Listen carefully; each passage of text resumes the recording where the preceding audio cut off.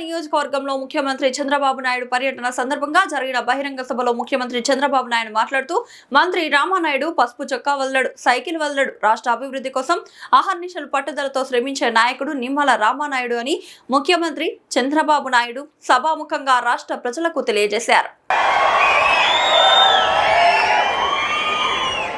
నిమ్మల రామానాయుడు మీరు చూస్తే మామూలు ఎన్ని పదవులు వచ్చినా ఎల్లో షర్ట్ మాత్రం వదిలిపెట్టాడు. పెళ్ళప్పుడు కూడా ఎల్లో షర్టే ఉంటుంది.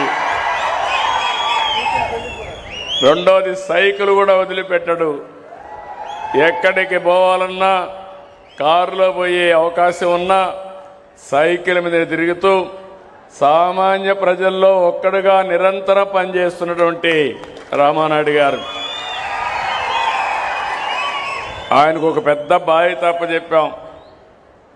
భవిష్యత్తులో నీటి సమస్య లేకుండా తాగడానికి, వ్యవసాయానికి, ఇండస్ట్రీకి నీళ్ళు ఇచ్చే బాధ్యత ఆయన చేయాల్సిన అవసరం ఉంది. ఆ బాధ్యత అప్పచెప్పాం.